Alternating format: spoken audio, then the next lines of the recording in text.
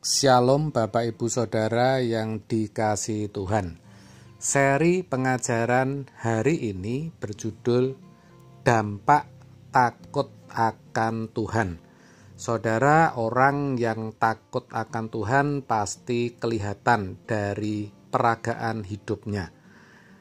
Penulis Amsal menuliskan dalam Amsal 14 ayat 26, demikian: dalam takut akan Tuhan ada ketentraman yang besar, bahkan ada perlindungan bagi anak-anaknya. Sedangkan di ayat yang ke-27, ayat berikutnya dikatakan, takut akan Tuhan adalah sumber kehidupan, sehingga orang terhindar dari jerat maut. Saudara, ayat-ayat yang kita baca tadi jelas sekali menunjukkan apa yang akan dialami orang yang takut akan Tuhan. Dikatakan Tuhan akan memberikan ketentraman, perlindungan, dan kehidupan, bahkan akan menghindarkan dari jerat maut, dari kebinasaan kekal. Tentu ini suatu rahasia yang luar biasa, saudara, dan diinginkan, dirindukan semua orang, termasuk orang percaya.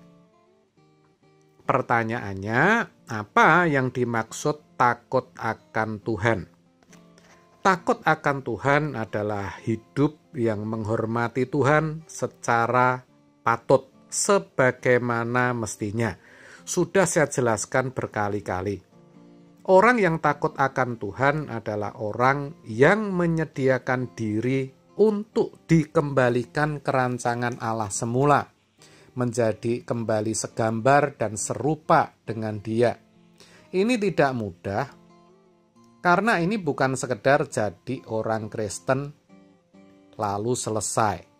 Ini sama artinya bersedia berjuang untuk berkeadaan sebagai anak-anak Allah. Untuk itu, sebagai layaknya seorang anak yang dididik orang tuanya, demikian juga Allah akan mendidik orang yang menyediakan diri untuk menjadi anak-anaknya yang sah atau huyos. Penulis Ibrani dalam Ibrani 12 ayat 9-10 mengatakan, selanjutnya dari ayah kita yang sebenarnya kita beroleh ganjaran, dan mereka kita hormati. Kalau demikian, bukankah kita harus lebih taat kepada Bapa segala roh, supaya kita boleh hidup?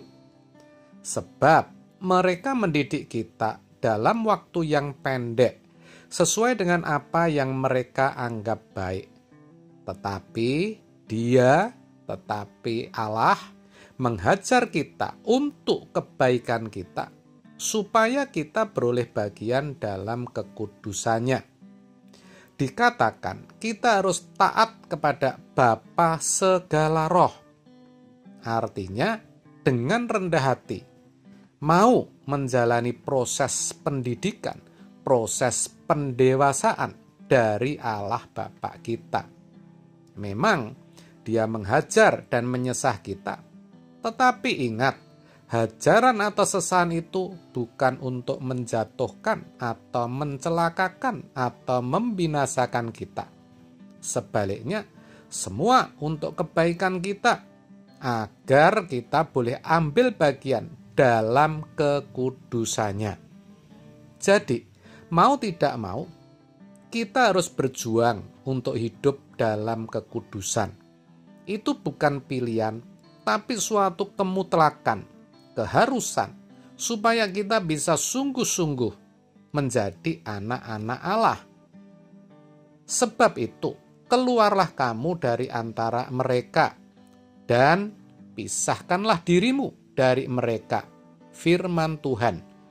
Dan janganlah menjamah apa yang najis, maka aku akan menerima kamu, dan aku akan menjadi bapamu, dan kamu akan menjadi anak-anakku laki-laki, dan anak-anakku perempuan.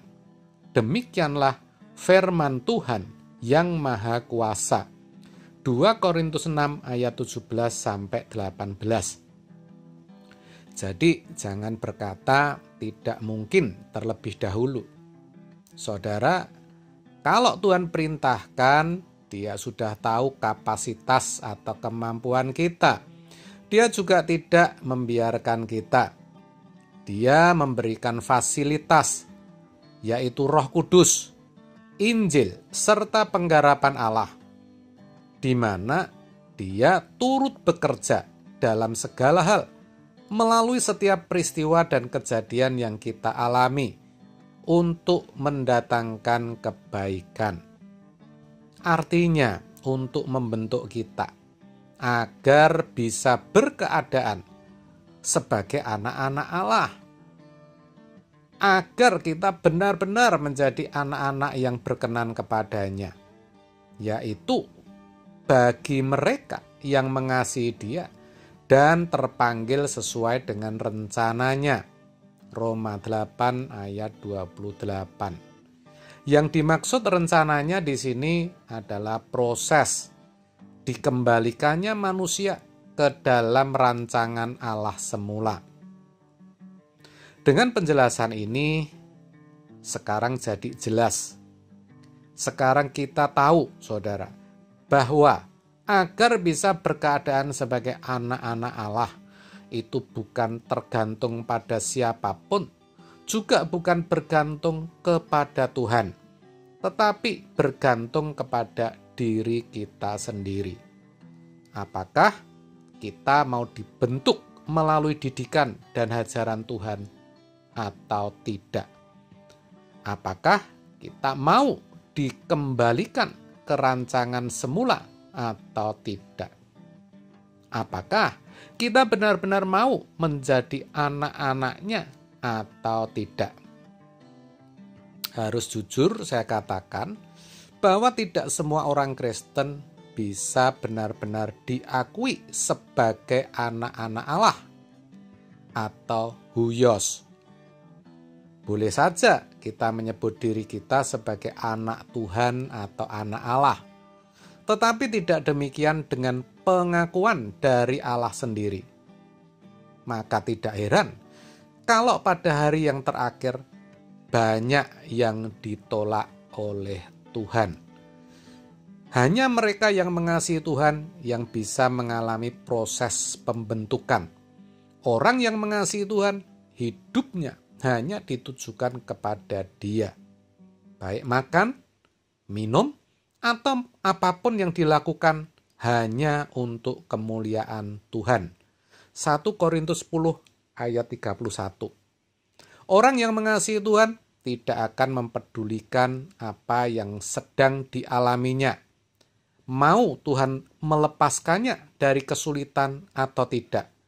Mau disembuhkan dari sakit atau tidak. Mau mengalami kesulitan apapun juga. Yang penting baginya adalah Tuhan disenangkan. Itu baru namanya takut akan Tuhan. Kalau orang sudah sampai pada titik ini, betul-betul takut Tuhan dengan benar, ia tidak akan takut kepada apapun juga. Karena baginya, hidup hanya untuk melayani pikiran dan perasaan Tuhan. Bagaimana Tuhan bisa disenangkan. Amin. Tuhan Yesus memberkati.